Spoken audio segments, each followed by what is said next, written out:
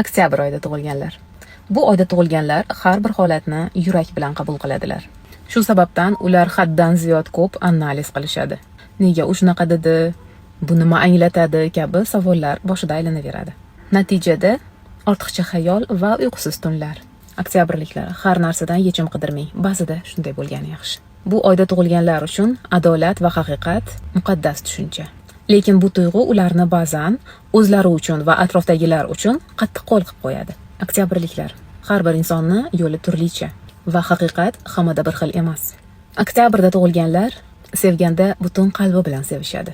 Shu sababdan kichik xiyonat yoki e'tiborsizlik ham ularga juda og'riqli tuyuladi. Ular javob o'rniga sukut saqlashadi.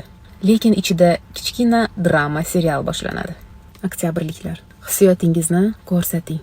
Sukut bilan jazolamang. Oktyabrda tug'ilganlar yakkalikda tinchlik topishadi.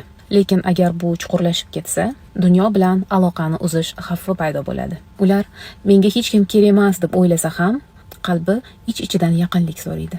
Oktyabrliklar sevib qolsa, sizni hamma narsangizni sevadi. Sizni kayfiyatingizni ham, hattoki g'alati qiliqlaringizni ham. Ular bilan zerikmaysiz, lekin ularni tushunish har doim ham oson emas. Oktyabrliklarning omadli ranglari bu tillarang, yashil va oq. Bu oyda tug'ilgan erkak ham, ayol ham tabiatan romantik. Ular odamlarning qalbini osongina zabt etishadi. Lekin odatda bir sevgiga sodiq bo'lib, bir inson bilan butun umr birga bo'lishni afzal ko'rishadi.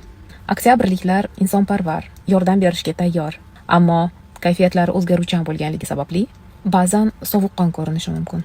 Shuningdek, aqlli va hazilkash. Lekin ba'zida so'zlarida keskinlik bilan yaqinlarini beixtiyor ranjitishlari mumkin.